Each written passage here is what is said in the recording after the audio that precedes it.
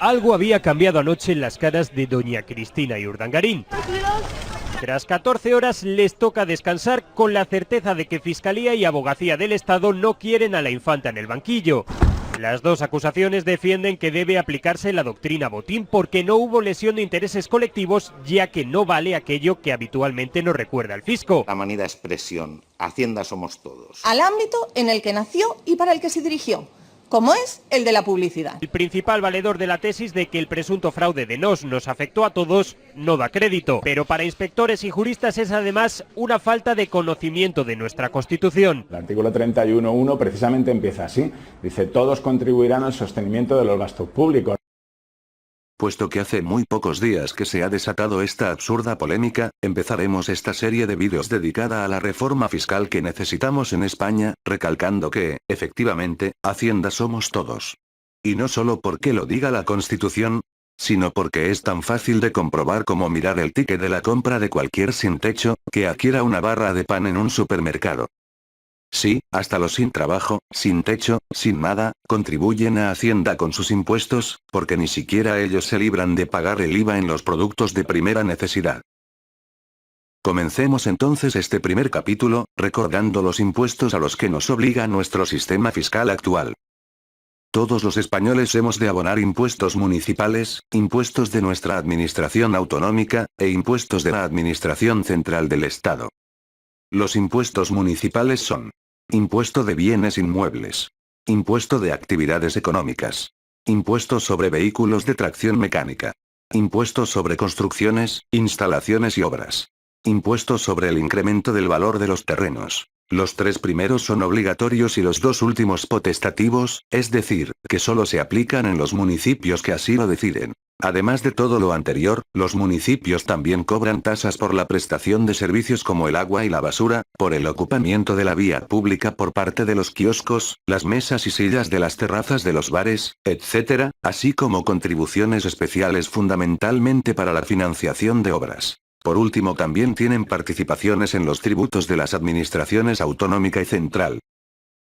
Los impuestos de la administración autonómica se clasifican en impuestos cedidos por el Estado, impuestos propios, y tasas y otros ingresos. Los impuestos cedidos por el Estado son los siguientes: impuestos sobre la renta de las personas físicas, impuestos sobre el patrimonio, impuestos sobre transmisiones patrimoniales y actos jurídicos documentados, impuestos sobre sucesiones y donaciones, tasa fiscal sobre el juego, impuesto de hidrocarburos, impuesto especial sobre determinados medios de transporte. Por último, los impuestos propios son los que impone cada comunidad autónoma dentro de su autonomía, y las transferencias que gestiona.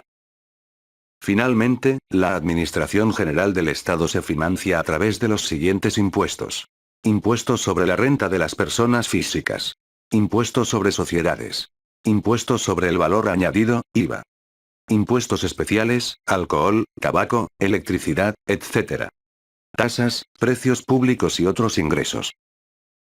Gracias a todos estos impuestos que pagamos los españoles, es decir, gracias al dinero que así reunimos entre todos los ciudadanos, se construyen las carreteras y autopistas, los colegios y universidades, los ambulatorios y hospitales, etc. Y por supuesto, es también con nuestro dinero que se pagan los salarios de todos los funcionarios, incluso los del fiscal y la abogada del Estado, que tanto se afanan en defender los intereses de la infanta Cristina en vez de los nuestros. Pero es que la política que ponen en práctica los gobernantes que elegimos, lo determina todo. No solo el que dichos funcionarios se dediquen a defender los intereses particulares de una determinada señora, por ser la hermana del rey, en vez de los de todos los ciudadanos, llegando incluso a afirmar para ello que, lo de que Hacienda somos todos, no es más que un eslogan publicitario. Es que, además, desde la política, también se decide qué leyes nos aplicarán, qué materias se imparten en los colegios y universidades, y cuáles no, cuántos recursos se ponen a disposición del sistema sanitario, o cuántos se recortan, qué impuestos tenemos que pagar, qué pensiones reciben los 9 millones de pensionistas que hay en España, qué salario tenemos que cobrar por nuestro trabajo, y un largo etcétera. ¿Cómo es posible que todavía haya ciudadanos que dicen que no les interesa la política? Y si la política es tan importante, aún lo es más el sistema fiscal que se implante para llevarla a la práctica. Ya que, sin dinero para prestar servicios, para hacer una política social adecuada, o para realizar las inversiones que resuelvan los problemas que tienen los ciudadanos, todos los programas y promesas electorales no son nada. Solo pura retórica. Por todo ello, en la serie de vídeos que hemos comenzado con este capítulo, nos proponemos demostrar con los datos oficiales, no solo lo injusto del sistema fiscal que tenemos actualmente en España, sino también que las posibilidades de aumentar la recaudación, simplemente con un poco de voluntad de practicar un mínimo de justicia social, son inmensas. Es decir, que se pueden recaudar muchos miles de millones más cada año, más que suficientes para implantar la renta básica y mejorar el estado de bienestar, y disminuyendo además los impuestos de las clases medias y bajas, sin necesidad de hacer ninguna revolución, ni bolivariana, ni comunista, ni de ningún otro tipo.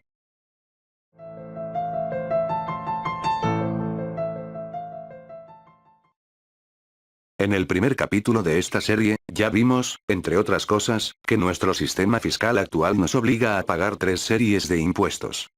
Los impuestos municipales o locales. Los impuestos de la administración autonómica. Y los impuestos de la administración central del Estado. Observando ahora el último informe anual de recaudación tributaria publicado, podemos comprobar rápidamente que, de todos los impuestos mencionados, los que fundamentalmente sostienen a nuestro Estado, son, por este orden: primero, el IVA y los impuestos especiales sobre el alcohol, la gasolina, la electricidad, etc. Segundo, el impuesto sobre la renta de las personas físicas. Y tercero, y en bastante menor medida, el impuesto sobre sociedades. Entonces, lo primero que nos llama la atención, es que son 2 impuestos indirectos, el IVA y los impuestos especiales, los que contribuyen a la financiación del Estado en mayor proporción, cuando nos afectan a todos los consumidores, y lo que gravan es el consumo en sí, independientemente de la renta de cada ciudadano.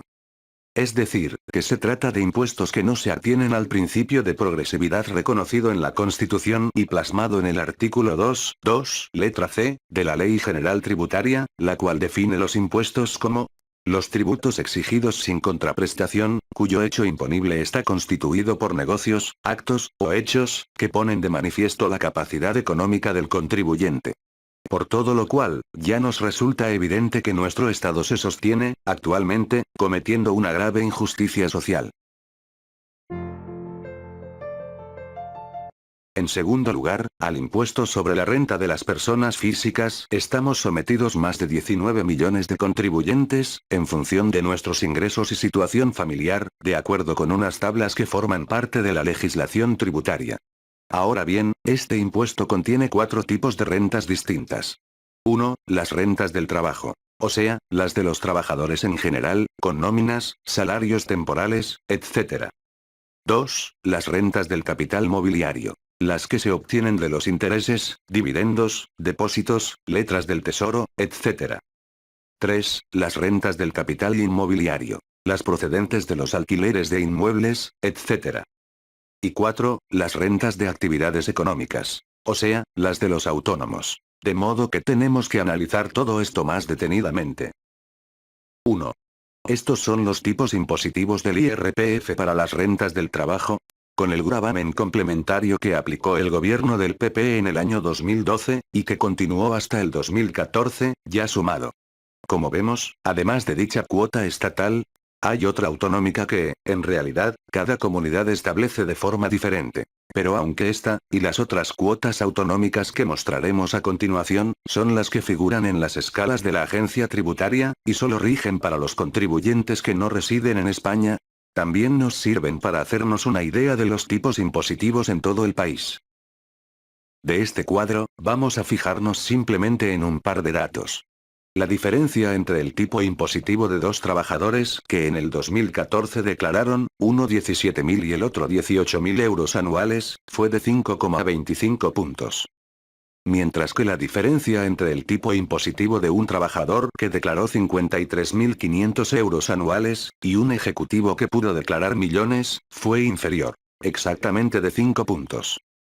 Por cierto, para comprobar que no exageramos en absoluto, cuando afirmamos que un ejecutivo puede ganar millones cada año, puedes visitar esta web, y consultar los ingresos anuales que declararon los ejecutivos de las empresas del IBEX en 2014.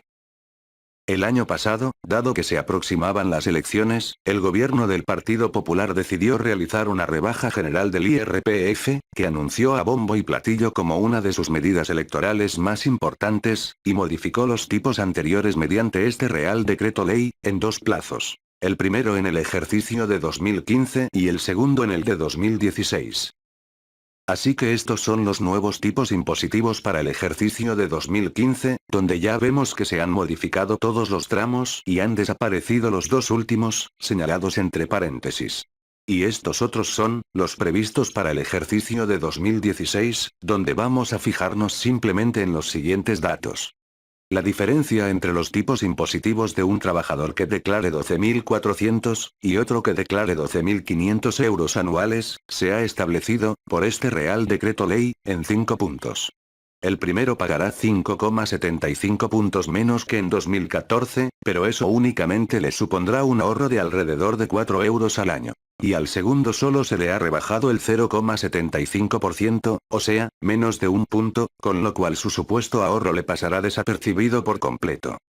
Mientras tanto, la diferencia entre los tipos impositivos de un trabajador que declare 60.100 euros anuales, y un ejecutivo que pueda declarar millones, se ha anulado, es decir, ambos pagarán el 45%. Y además, al que gane 60.100 se le habrán rebajado 2 puntos, porque en 2014 pagó el 47%, mientras que al ejecutivo que gane millones se le habrán rebajado nada menos que 7 puntos, puesto que en 2014 tributaba al 52%. Por tanto, queda claro que quienes más ganarán con esta rebaja electoral del Partido Popular, son los de siempre. Los que más ingresos tienen. Pero ya lo terminaremos de demostrar en el próximo capítulo, cuando analicemos las otras tres rentas que también se incluyen en el IRPF.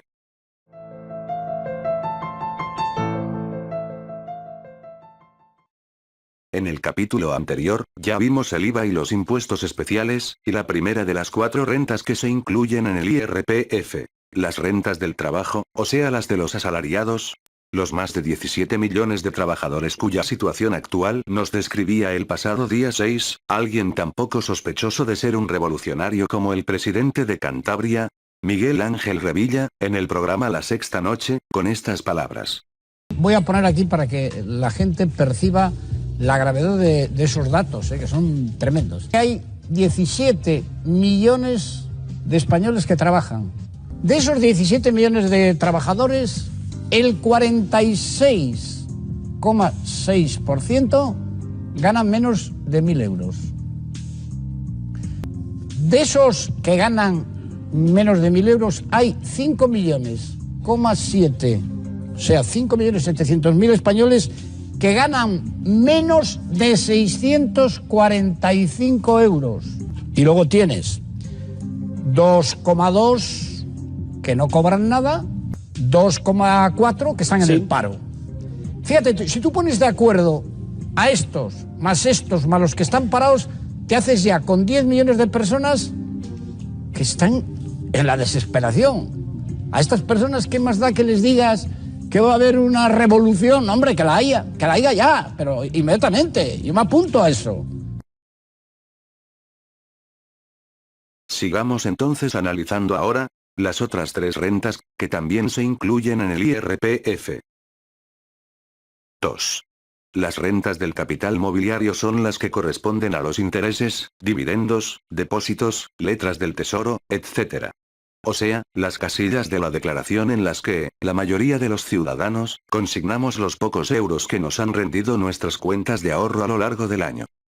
Sin embargo, también la mayoría desconoce, o suele olvidar, que estas son las que más usan las grandes fortunas y los especuladores. Es decir, quienes viven exclusiva, o casi exclusivamente, de sus inversiones en acciones, depósitos, etc.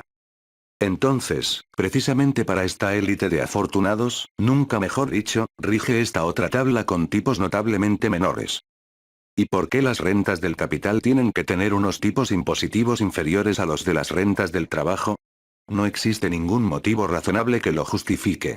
Si siempre se ha hecho así, es porque los gobiernos de turno siempre han buscado favorecer a los de arriba, a costa de apretar a los de abajo.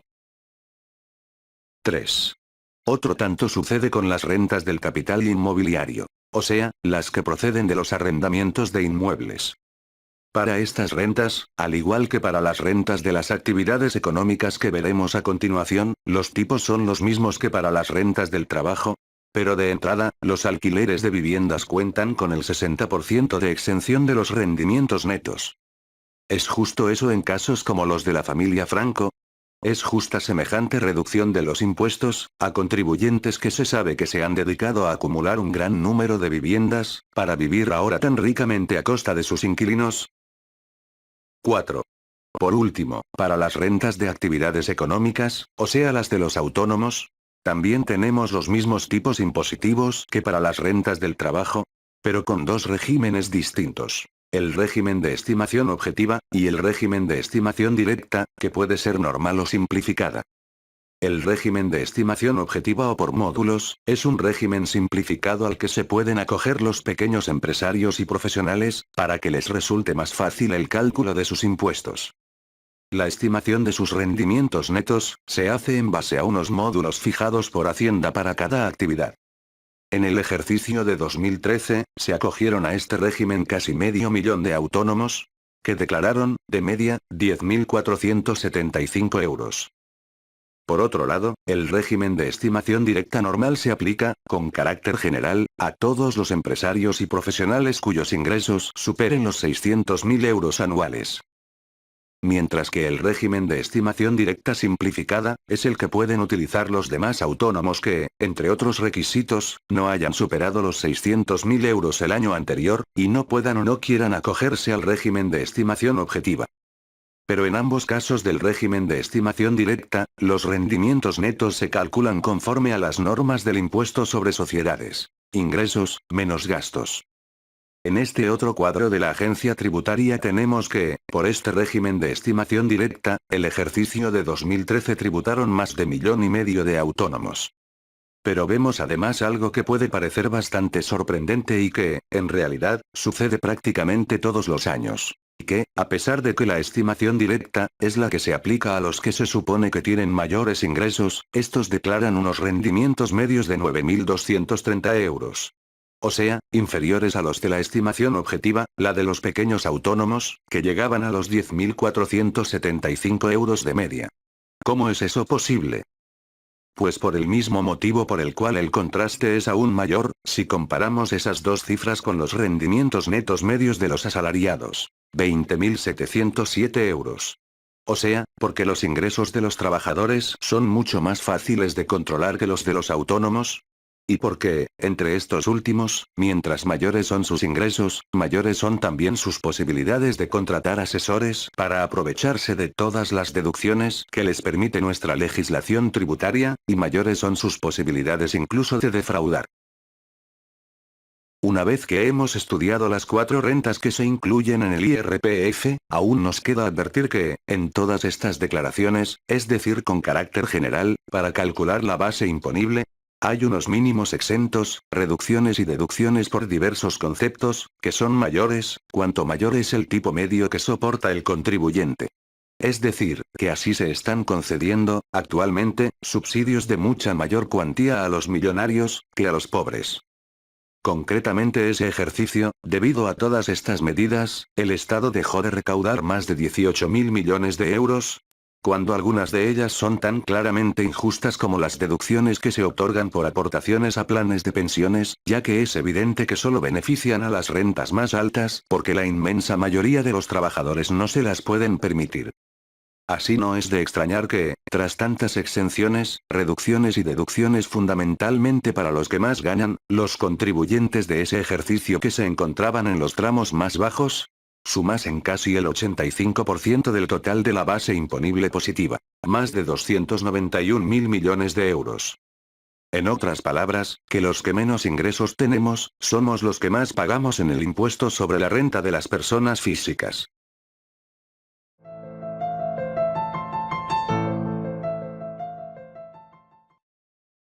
En el capítulo anterior, ya vimos que los empresarios individuales, al ser personas físicas, tributan como autónomos en el apartado del IRPF dedicado a las rentas de actividades económicas.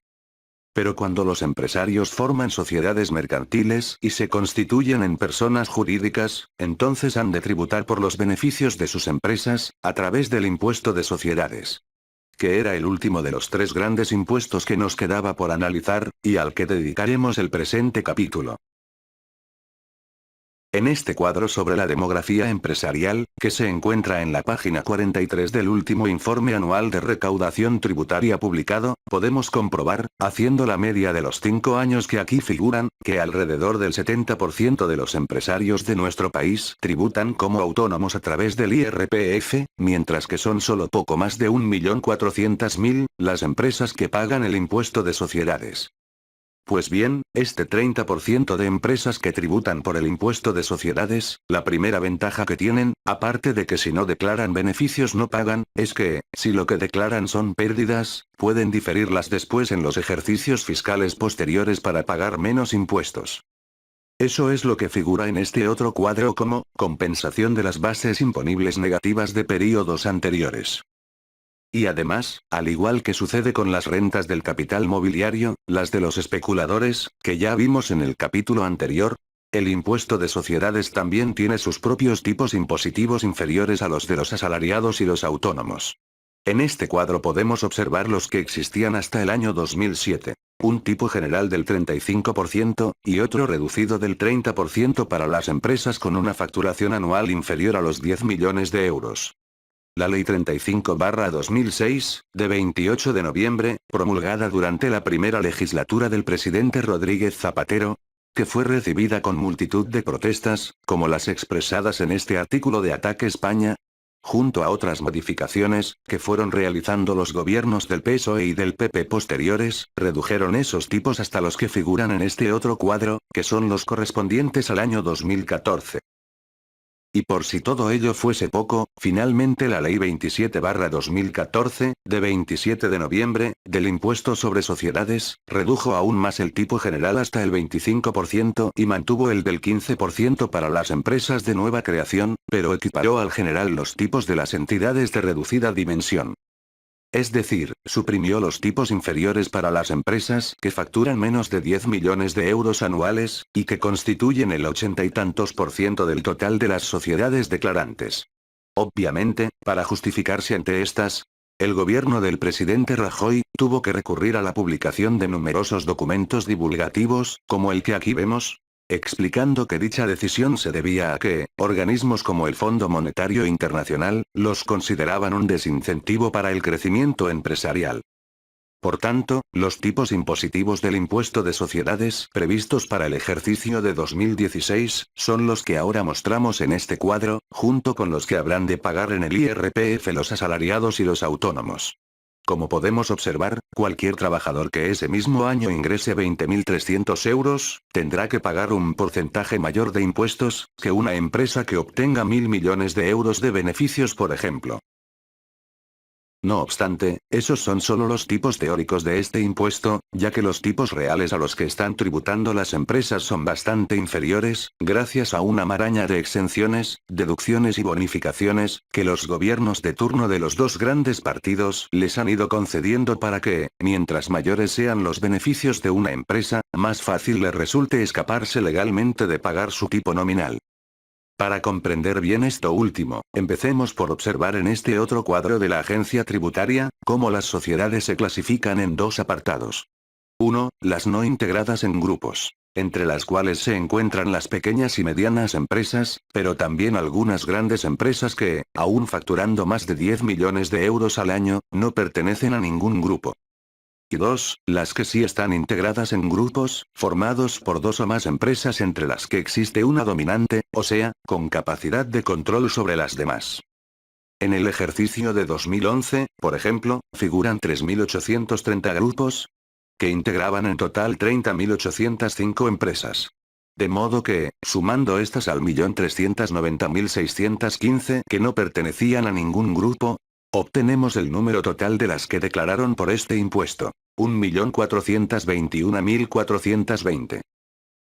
Pero para entender aún mejor lo que representa un grupo consolidado de empresas, podemos fijarnos por ejemplo en el de Villar Mir, del cual se está hablando tanto últimamente, a propósito de los registros realizados por la Guardia Civil en el domicilio y los despachos de Javier López Madrid.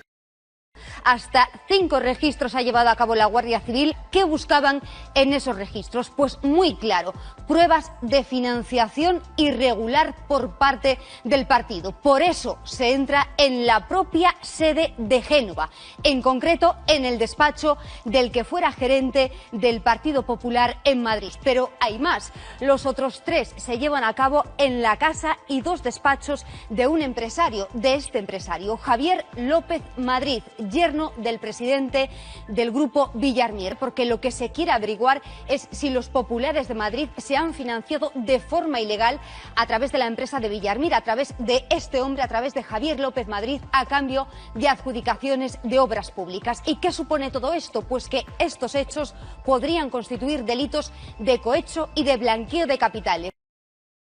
En esta web de nombre tan expresivo, puedes informarte más sobre el grupo Villar Mir y hacerte una idea de la cantidad de millones de euros de beneficios que deben obtener los grupos de empresas en general. Pasemos entonces a demostrar ahora que, con respecto al impuesto sobre sociedades, también hay clases, empresarios de arriba y empresarios de abajo, porque, ¿adivinas quiénes se benefician en mayor medida de las exenciones, deducciones y bonificaciones, otorgadas por los gobiernos del PP y del PSOE? Pues para comprobarlo, basta con que nos fijemos en este cuadro en que, en el ejercicio de 2011 que estamos usando como ejemplo, las empresas no grupo tuvieron un resultado contable positivo de 64.096 millones de euros.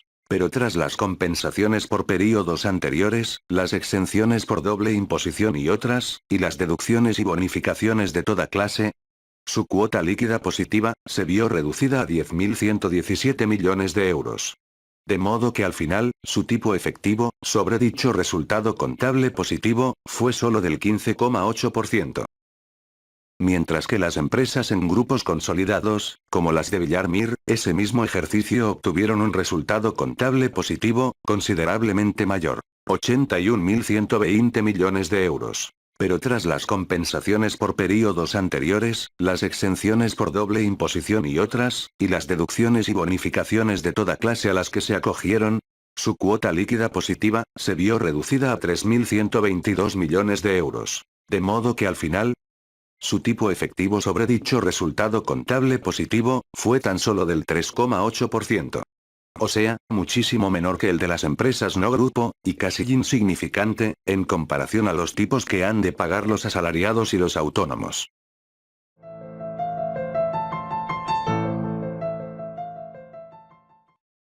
En los capítulos anteriores, conforme analizábamos los 3 grandes impuestos que sostienen a nuestro Estado, también mostramos algunas de las formas en que el sistema fiscal desarrollado por los gobiernos del PP y del PSOE, favorece a los de arriba, los que más ganan, frente a los de abajo, los que menos ingresos tenemos.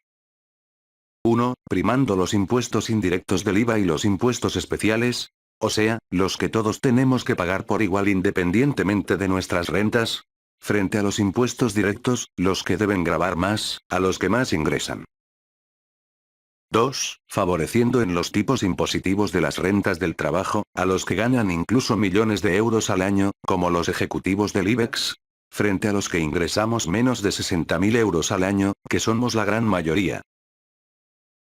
3. Estableciendo, para quienes puedan vivir de sus inversiones en los mercados financieros, o sea los especuladores y las grandes fortunas, tipos impositivos para sus rentas del capital mobiliario, muy inferiores a los de los asalariados y los autónomos.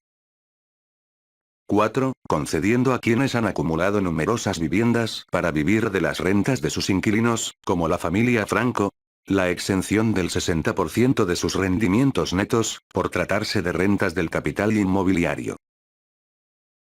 5. Legislando, para los profesionales y empresarios que cotizan por rentas de actividades económicas, una serie de deducciones que pueden aprovechar más, los que más beneficios obtienen. 6. Agregando, para todos los contribuyentes del IRPF, o sea con carácter general para los 4 tipos de rentas que se incluyen en este impuesto, Una serie de mínimos, reducciones y deducciones por diversos conceptos, que resultan mayores, cuanto mayor es el tipo medio que soporta el contribuyente. Con lo cual nuestro Estado está concediendo así, actualmente, subsidios de mucha mayor cuantía a los que declaran ingresos millonarios, que a los pobres. Y 7. Estableciendo también, para las empresas que tributan a través del impuesto sobre sociedades, además de tipos impositivos, muy inferiores a los de los trabajadores y los autónomos, otra serie de exenciones, deducciones y bonificaciones, que les permiten pagar menos impuestos, mientras mayores son sus beneficios. Así, los grandes grupos de empresas, como el de Villar Mir, llegaron a tributar en el ejercicio de 2011, tan solo el 3,8% de los 81.120 millones de euros, que en conjunto consiguieron obtener. Pero por si todo lo anterior no fuese suficiente, los de arriba, los que más tienen, los que mandan en definitiva, aún disponen de otros mecanismos, varios de ellos tan legales como los que ya hemos visto, para cotizar a Hacienda menos todavía. Comencemos por las SICAV, ya que, como se señala en este artículo de expansión, constituyen el instrumento preferido por los ricos para pagar menos impuestos. Las SICAV son las sociedades de inversión de capital variable que diversos bancos, como este, anuncian por Internet para captar nuevos clientes millonarios. Sus principales ventajas fiscales son: primero, que los rendimientos que estas sociedades obtienen, tributan solo el 1%. Y segundo, que sus accionistas únicamente pagan impuestos por sus dividendos y plusvalías cuando deciden retirarlos, y a los tipos fijados para las rentas del capital mobiliario, que, como ya vimos, son muy inferiores a los que han de pagar los asalariados y los autónomos. Por otra parte, para constituir una SICAV se supone que se necesitan 100 socios, que reúnan un capital mínimo de 2.400.000 euros. Pero, como explica el secretario general de los técnicos del Ministerio de Hacienda, se calcula que alrededor del 80% de las más de 3.000 SICAV que existen en España, en realidad pertenecen a una sola persona o familia, ya que el resto de las firmas, hasta las 100 necesarias, son fáciles de conseguir con socios de paja, conocidos como mariachis. Las otras fórmulas legales más utilizadas para pagar menos impuestos, por las grandes empresas españolas y por las multinacionales, pasan por la utilización de los paraísos fiscales. Veamos cómo nos explicaron recientemente en el intermedio una de ellas, la que se denomina el doble irlandés. El doble irlandés consiste en que una empresa, en este caso Apple, abre una filial en España, otra en Irlanda y una tercera en un paraíso fiscal. Ahora imaginemos que compras un iPhone en España y pagas por él 10 euros. Buen chiste. Bueno, ¿y cuánto beneficio creéis que declara Apple en España? 1 euro. Porque la filial española asegura que ha pagado a Apple Irlanda 9 euros por el iPhone. Y Apple Irlanda, a su vez, jura que ha pagado 8 euros a Apple paraíso fiscal. ¿Qué se consigue con eso? Que Apple España solo tribute 1 euro en nuestro país, mientras que otro euro se declara en Irlanda y el grueso del beneficio va a parar al paraíso fiscal. ¿Y por qué se permite que existan tantos paraísos fiscales incluso en Europa? Pues porque también las grandes empresas europeas utilizan tanto estas, como las demás que existen en el resto del mundo. Por consiguiente, si ni la Unión Europea, ni Estados Unidos, ni ningún organismo internacional, adopta las medidas oportunas para terminar con ellas, es sencillamente porque a los de arriba, a los que mandan, no les interesa que desaparezcan.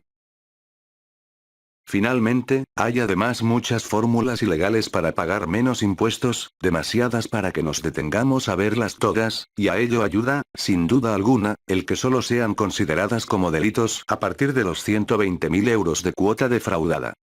Y es que, como decía uno de nuestros más eminentes juristas, tenemos un código penal hecho para robagallinas. Nos limitaremos entonces, puesto que en la corrupción se utilizan la mayoría de tales fórmulas ilegales, a recordar lo que los corruptos y los corruptores nos roban cada año: 87.000 millones de euros.